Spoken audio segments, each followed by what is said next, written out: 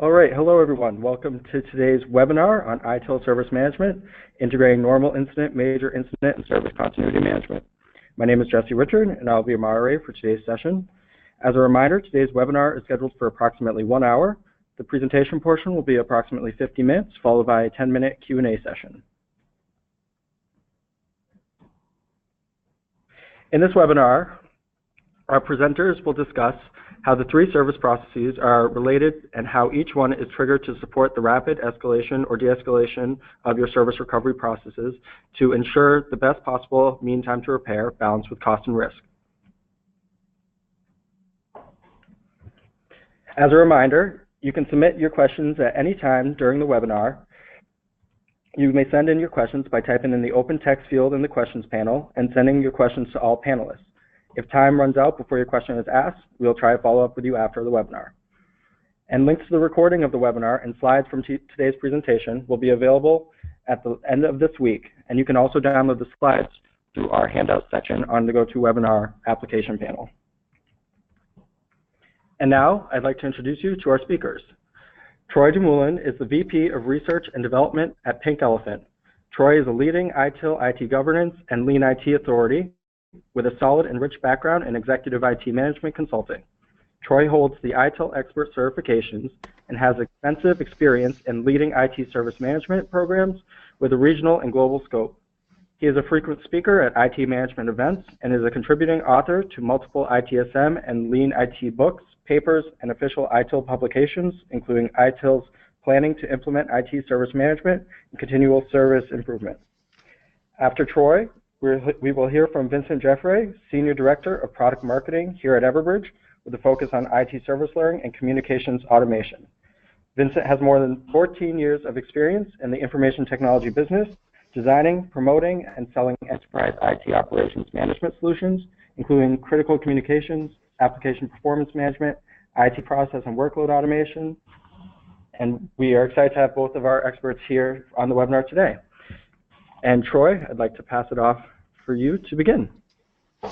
Thank you very much, Jesse, and it's a privilege to be here today. All right, so let's begin our narrative at the beginning, which is always a good place to begin. And while we've talked about, the recovery processes of normal, major, and service continuity, we have to begin with the fact that all of these begin with an event, and that's another process in ITIL. We're not going to cover in any great detail today. But these events happen all the time, and not all of them are intrusive, not all of them are negative, but we have a world that is surrounding events of some sort. So there's a detectable or discernible change in our environment, and that could be simply the notification that a batch job is completed, a backup has been completed successfully, or it could be the status of a service is unavailable, so we have a ping out there and it's not returning back. But it's not just the fact that the service we expect to be there is currently not there. There's also the concept of an event that describes a degradation of service, where the performance is at expected level and that is somehow not there in respect to either the speed at which something is or the availability overall. So, the concept of status is a key component here. In fact, we could even put events out there that actually provide us triggers before an event of negative proportions occurs, such as we put a threshold event on a storage or on a memory aspect that triggers an event that says we need to indicate some kind of process intervention. All of this, just be aware that most organizations have monitoring tools, and there are good ones such as the Everbridge product set. But there's also a set of processes behind that. So you can picture yourself in that dashboard environment or that network operations center, and you're seeing of course, the proverbial green, yellow, red lights. The question about that then becomes, based on what light I'm seeing and what type of event I'm actually receiving, what is the correlation of events? Because we're going to actually need to collect all those events now and provide some kind of pattern recognition in respect to, is it a negative or simply notification? But in the sense of some of these will actually trigger different processes. So in the concept of a threshold, we're going to be, potentially triggering a change from the point of view of adding capacity. In the concept of a batch scenario or a backlog, we're managing more from the point of view of just operations. But when it comes to service degradation, meaning it's completely not available or it's degraded to some level that's not acceptable, now we have to have the processes of incident, major incident, and perhaps service continuity, though that's normally not automated. That's going to be definitely a human intervention on the conversation of when to trigger that separate process, which is part of our narrative today. So we're focusing on this event correlation where we have understood and predefined that certain events have different paths, different processes which enable them. And in the context of a service degradation or service unavailability, it's certainly going to begin at least in the normal incident world. So let's begin with what is a normal incident. Well, normal incident is a scenario where we have a disruption, so it's something that's not what we expect, and that hopefully has been defined in something of a context of a service definition, perhaps presented in a catalog. Maybe it's in a service level agreement, but you've defined what good looks like, and we have some deviation from that. So the variability here is not positive. Now, that can simply be, I can't do something I expect to, like print something. I could have an entire segment of my network disappear, unexplainably. I might see the performance on a screen refresh unacceptably slow. So most of these, though, these would be something that you would normally attribute to a user experience, and that's understandable because most of the incidents we normally think about are user impacting, and that's normally where we have our quote-unquote service levels. However, we have to also understand that there are events which then trigger incidents which do not have a customer-facing impact, but nonetheless are incidents that we need to track. So if you consider it this way, there are many incidents which come in from a user experience perspective, but again, if now you're watching your alerting tools and you're understanding that you have a failure or a fallover to a situation where you've built in redundancy, the fact that that failure occurs and that perhaps has been reoccurring on a regular basis still needs to be tracked from a perspective of why am I seeing this, from a problem management perspective, what's the root cause, and how do I avoid this becoming something even more negative where now user experience is impacted. But all of this falls into the normal world of standard incident management. And so to give you a concept of that, it's a linear process that most of us understand because regardless if you had a background in ITIL or not, you have a break-fix process, I'm assuming, because as any service organization delivers service, there's also kind of an understanding that you also support that service. So you begin by logging it, and we're going to talk about that in the context of prioritization in a minute, but we have this captured incident. But I can't assume that because, as we know, many incidents in my environment don't get logged. Is often the argument, well, it takes more time to log this thing than it actually does to recover from it, and that's often the password reset example.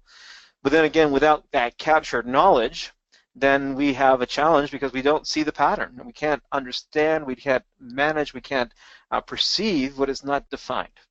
So this is where monitoring tools often come in, especially around the event correlation component. And especially if you can get automation around the logging, it's difficult for the human bias and the human opinion to basically determine on the stress of the moment whether something should be logged or not. So logging in itself, you have to begin with the fact that you have the data to support decision making.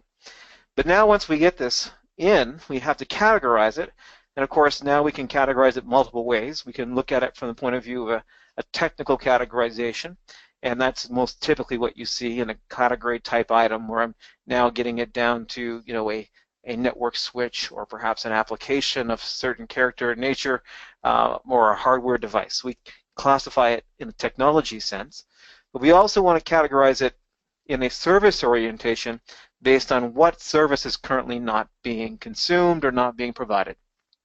So actually right there, that's a key telling point whether an organization has a service orientation or a technical orientation, because if your categorization today on any of these recovery processes only are at a technical level, then you're only thinking switches, servers, and routers, all right, or applications, and you're not thinking about the business context of the failure. So categorization also has to be thought of in the business service concept.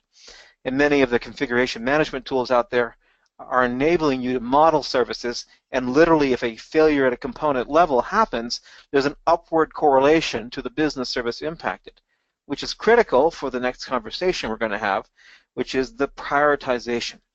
Because how do I actually understand, how I prioritize something in the context of how fast I jump in support based on business risk unless I understand the business impact that that incident is actually having.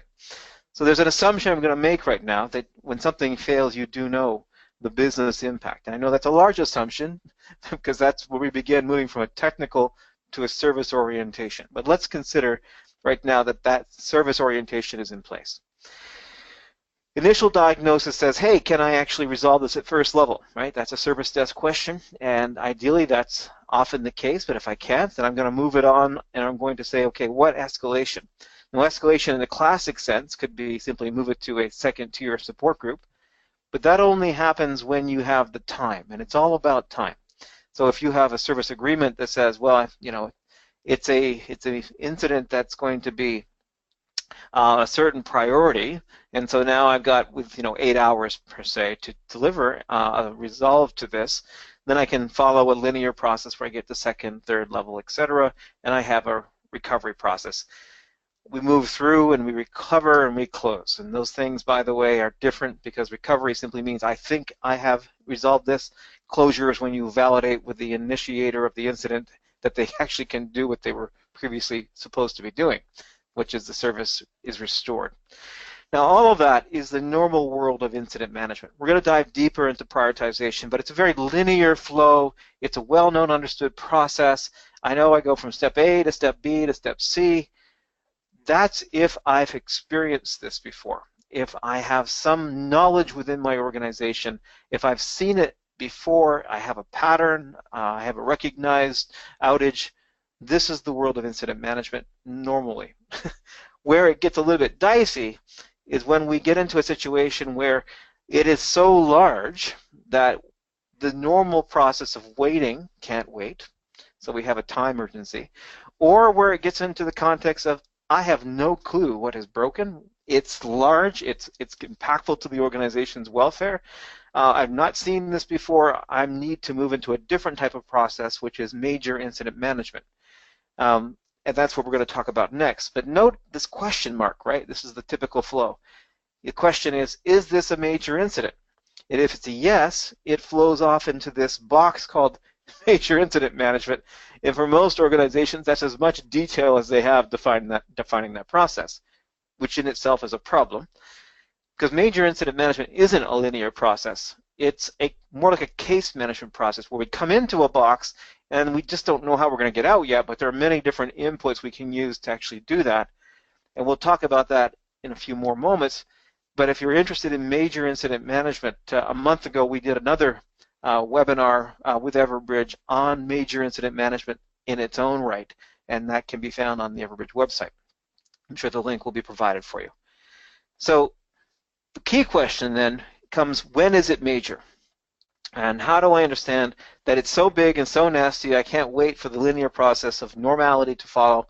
I have to kind of jump into a completely different mindset and work in a more case management perspective, which is the world of healthcare and different types of organizations where we're experimenting.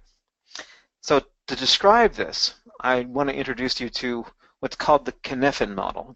That's a Welsh word meaning the place of origin. And I'm going to keep it simple, but it's really about understanding the difference between an ordered system and a complex system. So if you think about it, you can divide it right down the middle. And so you begin your journey of any situation where you're responding and recovering, you're in the middle. You don't know what kind of situation you're dealing with. So that's why we're going through the categorization and the prioritization, trying to get up, a sense of how big this is. On the right-hand side is the world of the simple and the complicated, but both can be considered ordered systems in the sense we know what we're doing, we've been here before, and there's someone who knows the right answer. So the bottom right-hand corner is where we've seen this incident, hundreds of times before. I sense that this is a simple scenario. I know the root cause. I maybe even have I do have the resolution. So there's a best practice. I pick it off the shelf and I say Control-Alt-Delete, works all the time, apply and fix. So in the simple conversation, definitely we're talking about level 1 type support, ideally if you have a good knowledge base, where we'll rapidly be able to resolve because we know this and we've seen it hundreds of times. Complicated, this is the world where there is somebody who knows something about this. I sense that it's something I've seen before. It might have a small or different permutation, but I can go touch someone and say, hey, can you help? Because you're the expert in this area, and their previous experience, maybe combining some other different experiences as well, is enabling us to get to a resolution. So this is typically the world of second and third level intervention. All right, so both on the right-hand side, whether it's a simple or it's complicated, but yet there's a right answer, this is the world of linear incident management. Where we get into the world of major incident management, and especially crisis management, right, was on the left-hand side. And this is where we're in a complex adaptive system.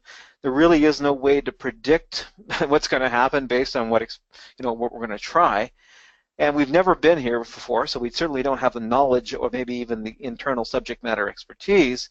So in the top left-hand corner, we pull together the major incident process we're going to talk about. We bring together the war room, the telephony bridges, and the center for major incident control, and we're in essence doing hypothesis testing. We're probing through experimentation, saying, I think this is going to be solved in this way. We come up with a number of different experiments, and based on that, we sense whether the experiments are going in the right direction, hopefully resolving our issue, and then we respond with either doing more of the above or less based on the success of our experimentation. That's the world of major incident management. There is no linear flow. We're pretty much probing and experimenting. That does still mean we have some time, and time, as we're going to see, is one of the different differentiations between major incident management and IT service continuity. Time is the basis for experimentation. It might still be compressed time, but it's not like I have to completely now stop trying to resolve and move on to the next situation, which we'll talk about is called disaster recovery, crisis management, or IT service continuity, depending on the conversation you're having.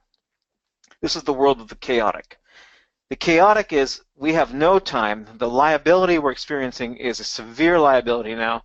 We have to make a decision to simply act and recover the best we can, and once we recover, now by perhaps completely moving over to a failover system, we can then go back and find some time for experimentation on figuring out why this happened. So this is the world of disaster recovery. We've run out of time, in essence, to experiment, and it's certainly not something we've seen before. So to understand how to apply this model, one of the things that any organization has to understand when they're in the middle of a recovery concept is to understand, first of all, are we in a situation we've seen before on the right-hand side, right, an ordered system, or are we in a situation we have not seen before? So either we're going to apply experimentation, aka major incident management, or we're in a chaos scenario where we need to respond because any decision is better than no decision, and that might be what we have to trigger.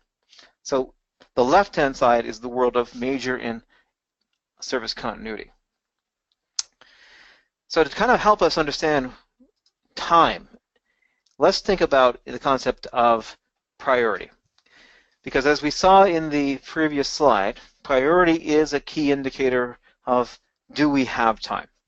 And really comes back to that whole service interruption, service disruption, business risk perspective. So a lot of questions come up around how do you do prioritization right? Well, we'll talk about some of that now. So the key question, ITIL talks about priority. Many organizations use the concept of severity. And, is a priority 1 incident equal to a major incident? Well, that depends. And I'll give you more than it depends, but I'll give you some examples. So let's understand that priority is actually multidimensional. So it's many things that you have to consider here. It's not as simple as the system is down and it hurts and people are complaining and yelling and screaming. We have a customer or business need, and so the mission of the organization is at risk. So we have potential for financial impact, especially if we're a revenue-based mission. We might have a situation where we're in healthcare, where the system failure actually means life and death. We might be in a military scenario where system failure is actually leaving troops exposed on the front lines. So, you know, the reality is that mission and mission impact will be significant. So this will have some further delineation about how much money are we losing, what criticality, what risk, and risk can come in different flavors. It's not just about immediate risk. It could be brand implications. It could be liability and opening ourselves up to lawsuits, etc. So there's many different permutations to understanding priority that have to be thought through before you can, you know, become, well, consistent in how you apply this model. So here's an example. And so an example would be, first of all, to understand the ITIL concept of impact and urgency. Impact on the left-hand side of this grid is, think of it as more severity. Think of it as the concept of degree of failure. So it has to be reasonably understood that an entire business being down can never be equal to one individual being down. Right? So there's a degree of failure in the scope of how wide this thing is. Now we'll come back, because I know in your minds you're already thinking about what about VIPs. Well, we'll talk about that, as you can see here in the model. It actually will, you know, focus on that as well, because not all people are going to be equal. Unfortunately, that's a reality in the world of work, to the concept of the mission of the organization. Then on urgency side, you know, there are several parameters here, but let's use the mission conversation again. As most organizations probably listening on this webinar are, they're revenue-based organizations. So it comes back to profit. Mission is to create profit and, you know, benefit for the stakeholders of the company. But there are others, which again, the healthcare scenario or the military scenario, which have a different primary focus for their mission. But what you can do once you define your service model, right? These are the services we define and provide to the business that the business can enable its capabilities to an outside market, is then understand those services in the context of the mission. So if I was a financial institution who was involved in doing online trading and investment, there are services which directly allow me to execute online trades. Okay, those would be mission critical, right? Because they are directly tied to revenue. Because if they fail or they're not available, I'm losing potentially millions of dollars of investment revenue. Then there's a supporting service to that mission. Could be perhaps I'm using a Bloomberg NASDAQ data feed to make investment decisions. It's not the system I use to execute trades, but it's supporting that. And then there's another set of services which now are perhaps internal optimization, automation, you know, in my internal company portal, for example, which are indirectly or not directly at all related to the mission criticality. So what you're doing right off the bat is you're classifying the services in your portfolio relative to their criticality to business mission. Now, put these together, right? Just a bit more on the left-hand side, your VIP. So as we talked about, not all services are equal to mission. Not all roles in relationship to the organization are equal to mission. There are some people, again, using our metaphor of the online trading and investment company, that are actually making the trades happen, right? So we'll talk about that as a very important person, but not so much in the context of politics, but more in the sense of mission to the organization. Then there are people, though they're still, you know, important in the concept of humanity, their role isn't as critical to mission. So we have to understand that when we know what part of the organization and what roles of the organization, we can have different implications of severity as well as urgency. Both of these combine, you try to keep it simple so that we understand that while there are definitely many things which can be time sensitive, not all things are the same. We can't have a model where one person, regardless of their political power, is going to, you know, bring down the organization, and it's going to implicate our service continuity processes. Now this is, I know, a tickly subject, but it's something that's got to be addressed in this conversation. So as you might imagine, now that I have some kind of understanding of criticality, high, medium, and low, and shared that across the organization, I would then put service levels around this, around how long can this system be unavailable before we need to escalate this up to a corresponding higher level of intervention. So we might start with the high category as a normal incident management process, but we expire our service level, so now we move into major incidents. So someone is in the role of calling the major incident process to be. And at some point, even the major incident may run out of time relative to now the next tier of service level, and we've now run out of time for experimentation. Someone, and again, there's maybe several someones here, will have to make the call of we move to our service continuity disaster recovery plan, because there's a significant implication on cost and risk to that question, but also not doing anything. So kind of moving us along here, when that major incident process is called, in essence what we're doing is we're definitely bringing together now everyone into the theoretical or actual space that need to be. That could be in a conference room, a physical conference room. That could be on telephony bridges. They could be on multiple telephony bridges. In the sense of there's a technical bridge and a business bridge. This is the command center concept. And ITIL gives us some basic information, but we can look to other sources like crisis management and homeland security sources, which we covered in the other webinar, about how this process works. But in essence, to give you a high-level understanding, because we'll be focusing more on service continuity in a few minutes, how this works is when we call this war room together, there's an initial triage team. Actually, I should step back. Before we call the major process together, there's a SWAT team, or a forward deployed triage team, which is cross-functional and has multiple different roles in it, that does a situational analysis initially, and based on that might even have to act to stabilize the environment and cauterize the liability. But that team, which is going to be this triage team, will then activate the larger process, if you will.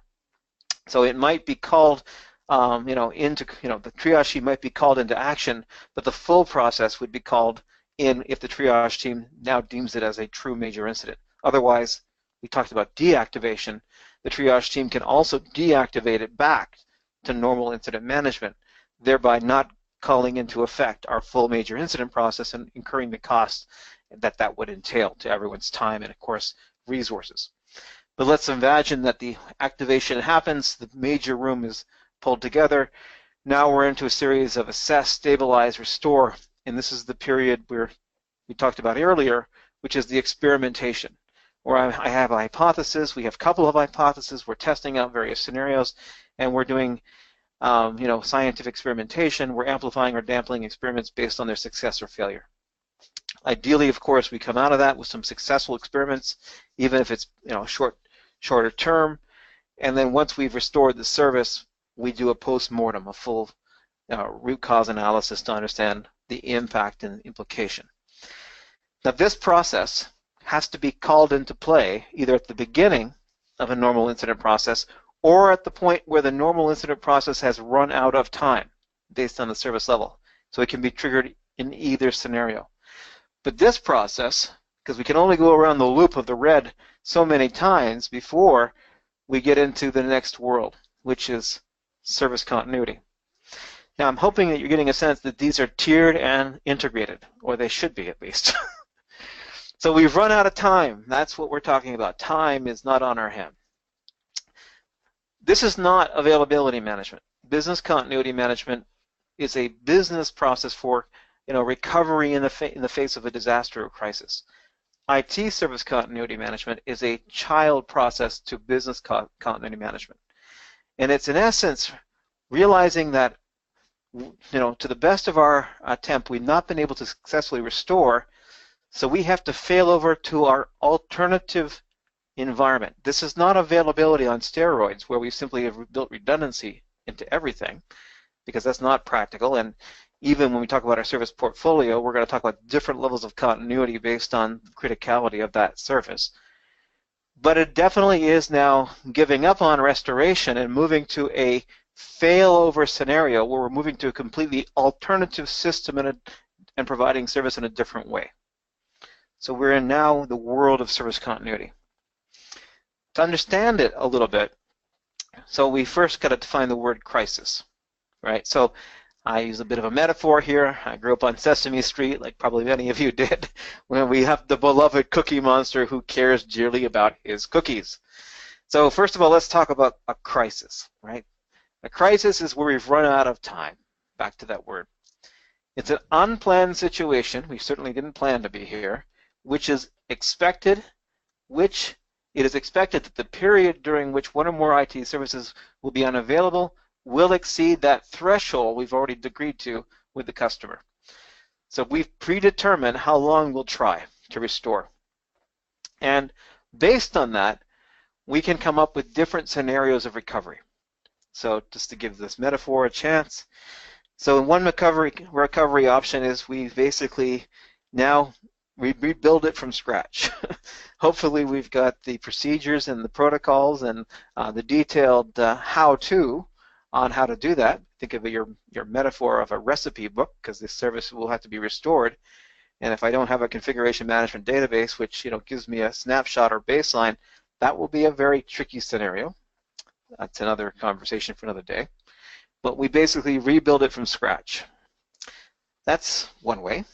Another one is where we have reciprocal agreements, and there's a couple of different options here. So this is where we've prepared. We have a plan, but we have different levels of plan. So we have a gradual recovery option.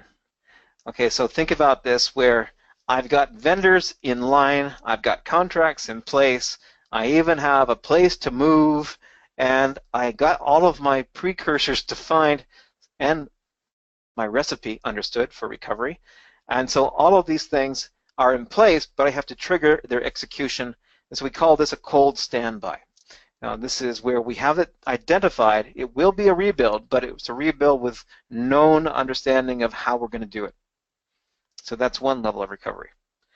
Another recovery method is an intermediate recovery. Okay, so this is where you have somewhere else you can go for this service. So we're going to take time and drive over to grandma's house. She might be in a different state, but we know the way there, and we can book a flight. But there's still a time period where we literally will have to do this, a reciprocal agreement with perhaps another business unit or with a vendor where they have a subset of our environment in our service model in play already that looks like or can be used to equate or be the equivalent of what we're doing today at some agreed level. Might be not the full level we're doing, but at some agreed level. So that's your warm standby. It's a place, but it's not just an empty place. There's literally cookies over there, and I can go eat them. Okay. Then, of course, you have the immediate recovery, which is you're going to be your most expensive scenario, where you've got a hot standby, and in some cases you have a completely replicated environment, and we call upon that when we need to. Ideally that's in a different location on a different power grid, so that if there's a natural disaster, we're not losing both of these scenarios. Now it's not a one or all of the above. It's probably not one of, or it's many of, right? So you could actually use, based on that service model again, some services could be manual rebuild, some could be cold, warm, or hot, depending on the criticality, because all of it has cost and it has risk, which comes back to the process. So this is an example of the ITIL slide, and I'll be looking at another one in a second, gives a bit more detail. But the process of business continuity management that you see on the left, right? We have a strategy as an organization. We know what our mission critical services are. We understand how to reconstitute not just the technical environment, but the business environment and the people. So we have a business continuity strategy, not just the technical component which underlies it. And then we have the ability to restore ongoing operation from a total business unit perspective. As you would well imagine, being that all business processes are digital at this point in history, to make that work, we're going to have a corresponding set of plans relative to the technology environment that enables the business environment. So if we have a business strategy, it's going to have to drive things such as, right, a business impact analysis. Now, a business impact analysis is literally based on, okay, mission, we'll use that one again. The business has predetermined what level of criticality each of these business capabilities have. this business impact analysis will be a key feed into, as you would probably imagine, our priority model we discussed earlier. And if it's not, if they exist completely separate, you can already begin to see the disconnects here, because they have decided what is critical, and you have a priority model for restoring incidents, which is, deciding what is critical. Ideally, these things mesh, and one is driving the other. But in my experience, that's more often the case, not the case. Implementation is not just, we're going to run a DR plan. That DR plan has to exist, right? You have to have the environment set up, either the cold or the hot standby. You have to have them not just set up initially and tested, but they have to be ongoingly updated as changes to the production environment occur. So implementation is the initial implementation, but then there's the ongoing operation. So that ideally, when the disaster does happen, when we've run out of time for major incident, when I need to call the plan into execution, I can. What happens many times, unfortunately, is that organizations implement their service continuity processes initially, but fail to manage them ongoing. Back up one slide. And so currently what is looks very little like what is currently in service continuity. What unfortunately many organizations end up doing is they're going to run a test, which is often a requirement for audit, and that test will simply verify that, well, before you run the test, you update the service continuity environment before you do your test, right? Because this synchronization is at risk. God forbid that basically we have an actual disaster happen before we plan our test, because the disconnect between what is in your continuity environment often is completely broken. So that previous slide is a bit further fleshed out here. This is an actually older ITIL slide. I still like bringing it out because it kind of brings in some of the key components. Someone actually has that intent to start up business continuity. That means we have to think about stage 2, doing your impact assessment, risk assessment, business continuity strategy. That's going back to my cookie scenarios. Now I have to figure out, okay, who are the service owners for these services? Who's going to be the captains for recovery in the case of a disaster? How do we maintain disaster recovery plans per key service and system? Where are those located? How do I have an alternative location if that location is unavailable? I'm doing my initial testing, but at the same time I'm managing through any changes to the production environment through change management are synchronizing. That's a driver. I'm making sure that I'm testing not just initially but annually at least. I have people who practice recovery practices, and it's something that I'm training people to do. So all of this would be necessary for me to actually execute. So this is a bit of an eye chart. I recognize that, but I'll describe what you're seeing. This is actually a business process from a customer that we worked with. So imagine at the top, this is business continuity management. That's that darker line. So you're talking to your customer, your business unit, line of business owner, and you're saying, okay, what would you like for service continuity? In the event all time fails and we need to recover, what would the level of DR be for you, disaster recovery? And of course they come back, we go down to the next bottom, in the middle, we go down to the next box, and they say, well, we'd like it all to be completely redundantly recoverable in a hot site. So you do your cost estimation, you go back up the loop on the left-hand side, and you say, well, that would cost X. And of course, you have a bit of a mental meltdown, and they say, well, that's not going to do. So you go through this loop from BCM to evaluation until you get an agreement about what are your critical systems, which are the less critical, how much are we willing to spend on per system, and what level of recovery, hot to build it from scratch am I talking about per service. I move down the middle box now, and now I've got ongoing operations, and now as changes occur, I'm not just updating the changes in the production environment, but I'm in a place where I'm actually updating the DR components and ideally the procedures. Well, that's why you see a database there, because without that recipe for recovery, good luck on trying to rebuild it. This process keeps it live, keeps it synchronized between incident and change, etc., or change specifically. And then to the far left, you see the testing going on, where a test will either prove you need to do something different, or of course it might reopen the whole conversation about how much DR do we buy, how much do we apply. So that's an annual process at least.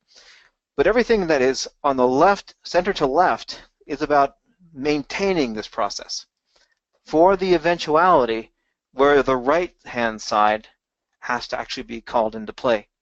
And that's where someone one day says, this incident has gotten out of hand, we're out of time, and we now have to recover in a completely alternative way.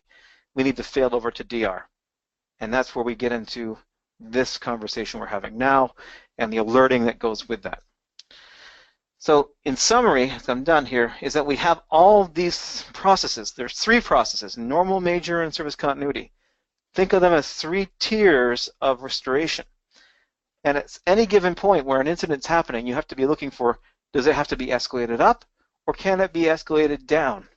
As we're talking about situational analysis. The roles, the processes, the rate, how we do this, this is critical.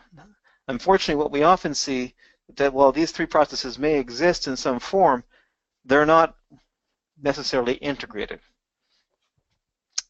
So I'll pass it back over to Vincent.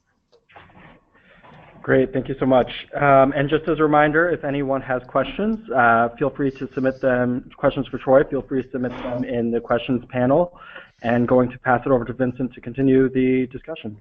Yeah, thank you, Jesse. And thank you very much, Troy, for another great presentation. Again, as always, this was great content, especially for those of you not familiar with the ITIL processes.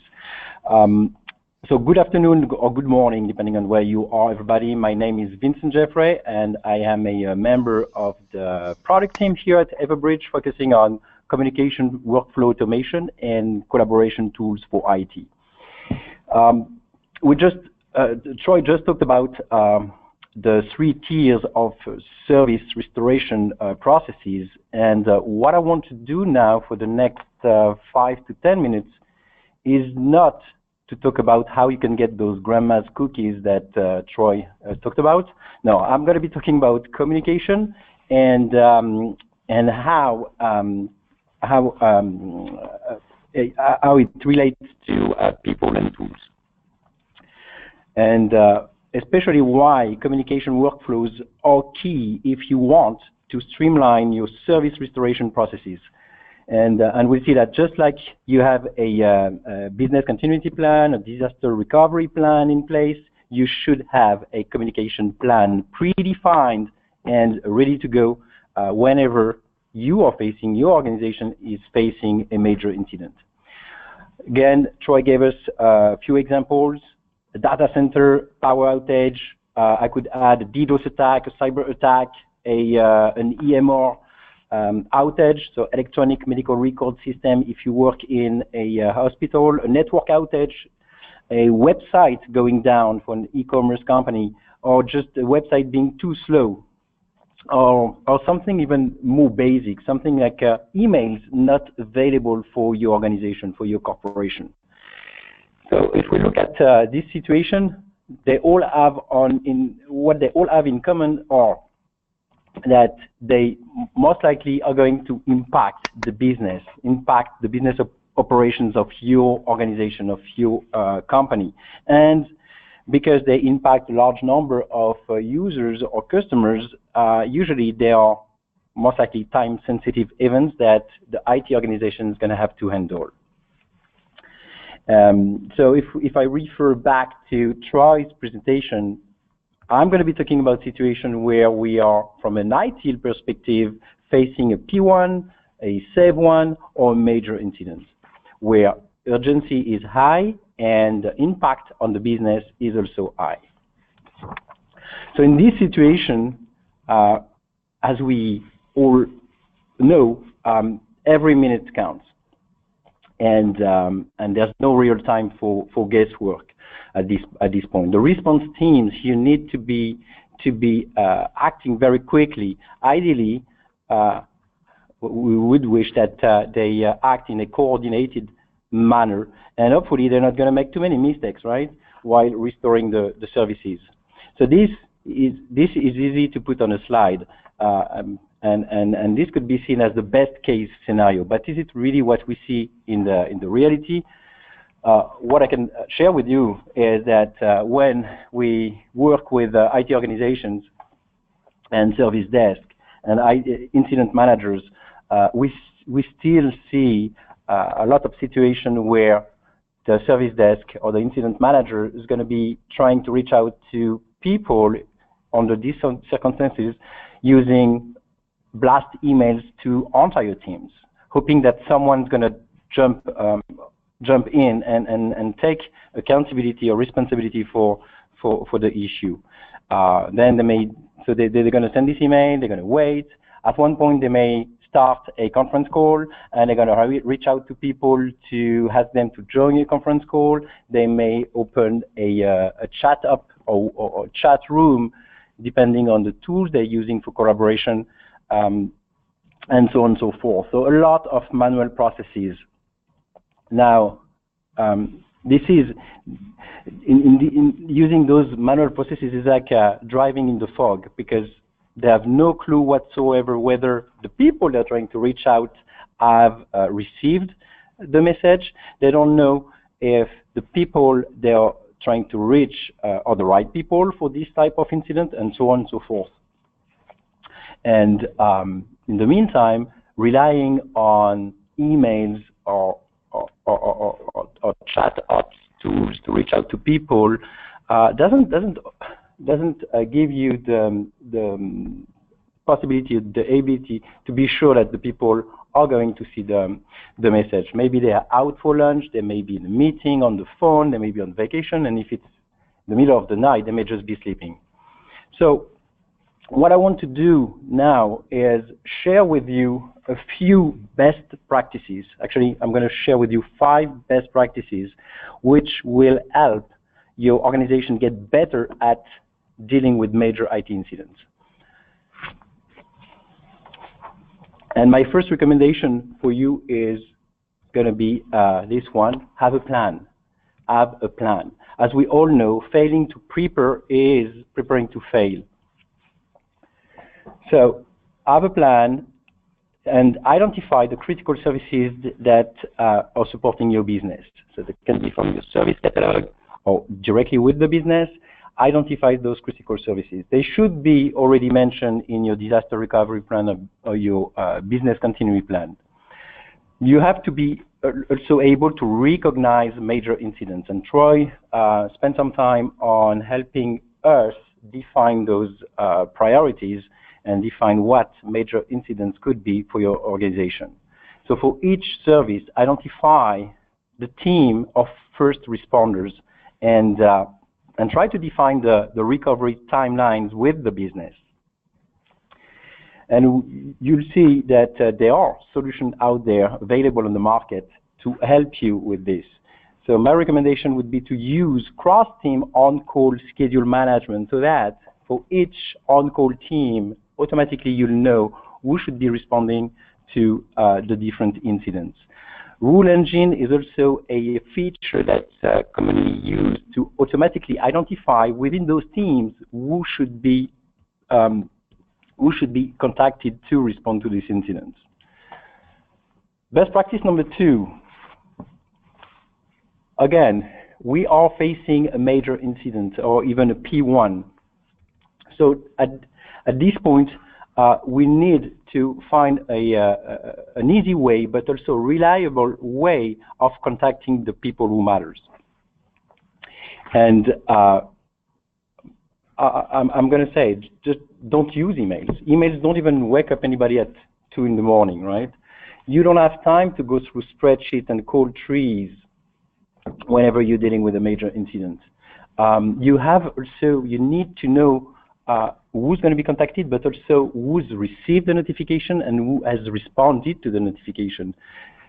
And you're going to need to ensure that all the required staff, we talked about the war room, we talked about the triage team, we talked about the SWAT team. We need to make sure that all the required staff is going to be on board. So use sequential multimodal targeted notifications, SMS, voice, mobile application push notifications. The system has to provide two-way notification, so that not only can you send notification, but you can also see who's responded and how long it took them to respond. Globally local solutions is also important if you have distributed teams. If your service desk or your support teams are spread out all over the globe, you may want to think about globally local solutions so people receive notification from local phone numbers. Number 3, in the middle of the crisis, there's no time to start writing messages. In this situation, you're going to need clear and crisp messages. And also, consider the fact that you may not want to send the same message and the same information to everybody. Should they be your IT staff, the business, your key customers, or the impacted users and customers?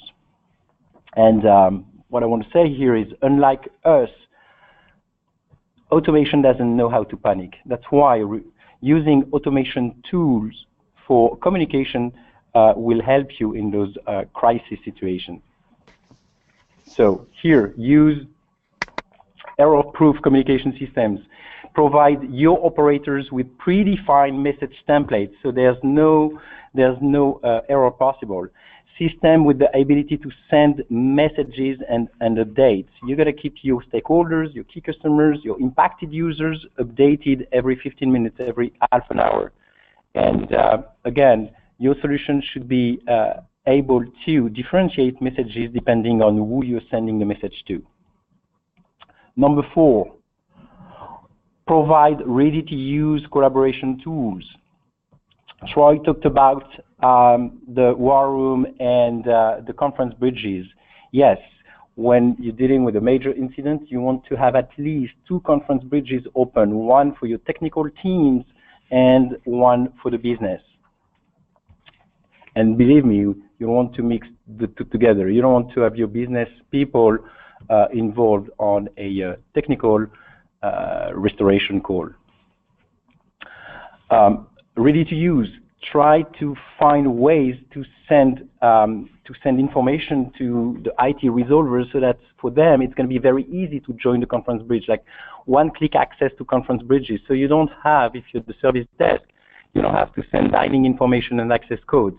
They receive the notification, they click or they press 1, and here they are. They are working with the team on the same conference bridge. Group chat ops tool should also be available at this point, where the team is going to be starting to the investigation and the remediation of the incident. Best practice number 5, and that's about the continuous improvement. So, and Troy talked about this as well, have a post-mortem after every major incident.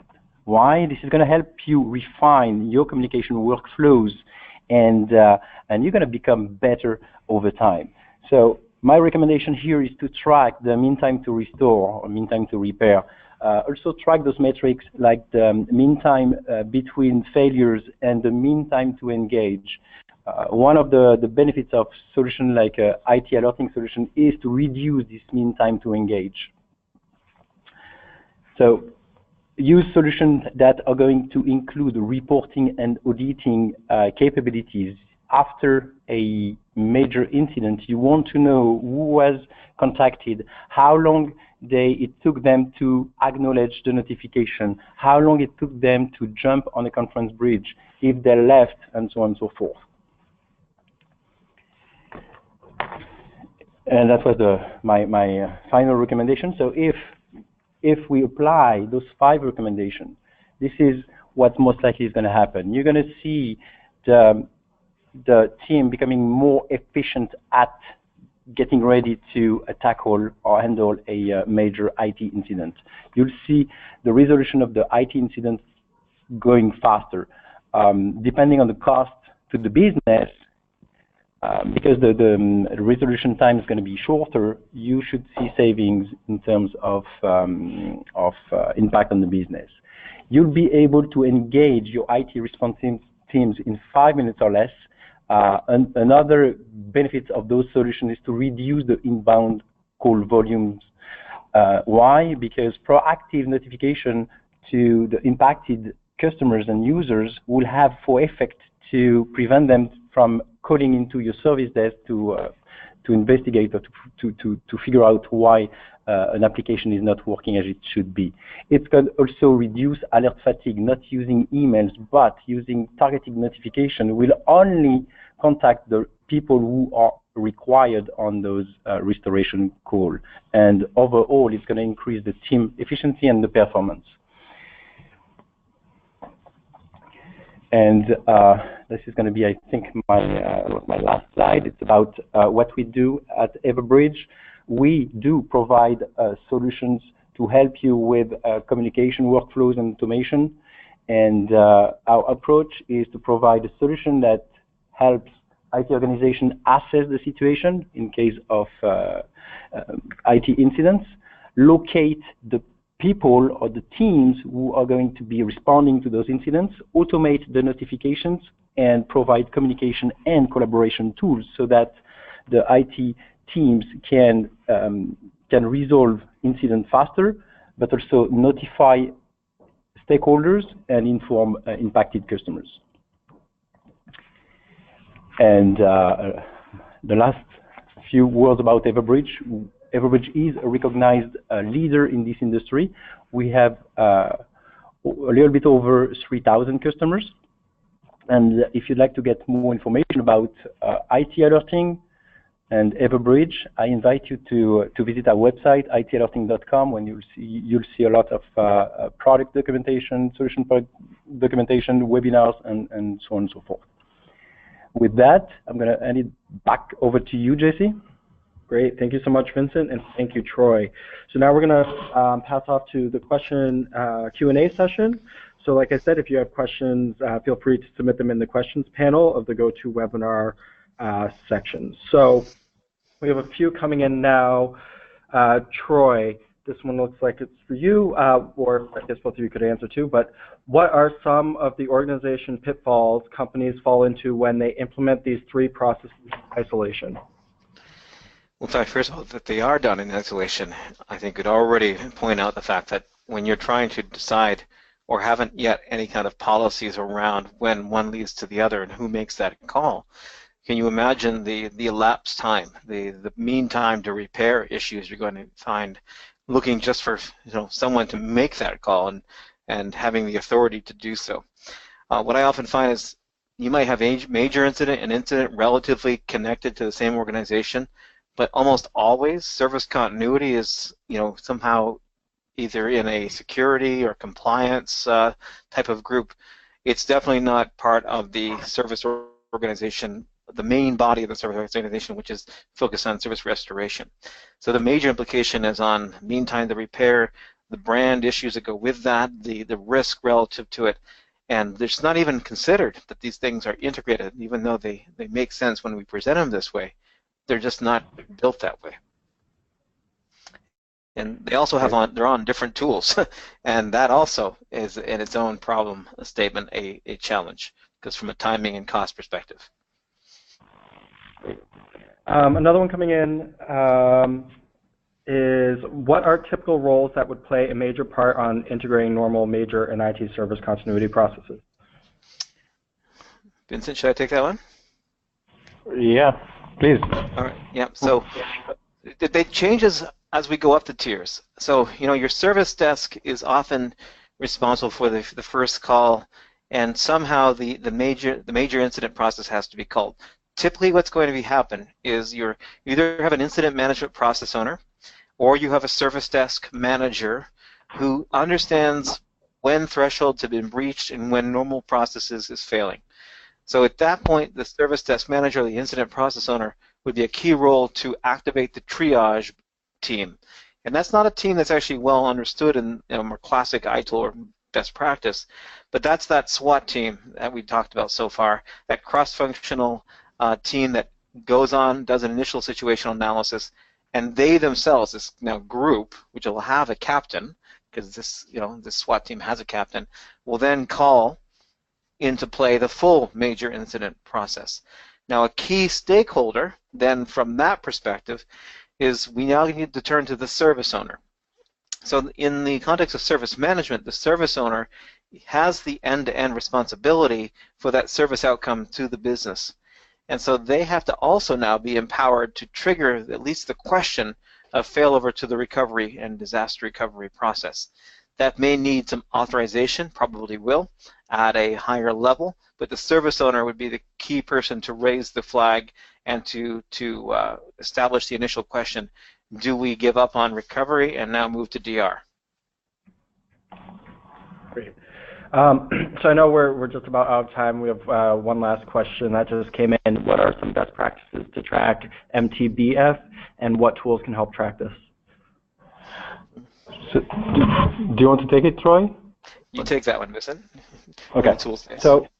So yeah, when I mentioned the metrics, it's very important that in anything we do, we have the ability to measure and to see if what we're putting in place is going to improve the situation of the processes. We all know about MTTR, which is widely used in IT operations. MTBF is the mean time between failures. So basically what we want to track here is the occurrence of a given incident. And so an easy way to track, a way to track this metric is if you're using an ITSM solution such as ServiceNow, BMC Remedy, or any type of ticketing system, you should be able to create reports on type of incident and see how often you can see you see the same incidents occurring over and over. That's a very good indication on the efficiency of the team, and I feel that it's a really good indicator of the communication and the collaboration processes all together. Great, and I know we're out of time, but we got a couple of people asking one last question about specifically if Everbridge integrates with ServiceNow. So I don't know, Vince, if you want to do a quick. Yeah, so talking about, we just talked about ticketing systems and ITSM systems. Yes, IT alerting solutions in general, I'm not going to only talk about Everbridge, integrate with your ticketing system. Indeed, Everbridge provide integration with Fuji, Geneva, and Helsinki for those of you who are using ServiceNow. Great. Well, thank you, everyone, and thank you, Troy and Vincent, for this great webinar today. As I said, the slides are available to download via the handouts section, and we'll also be sending the slides and the recording of this webinar by the end of this week. And we hope to see you at future webinars. So thank you very much for joining us today. Bye, everyone.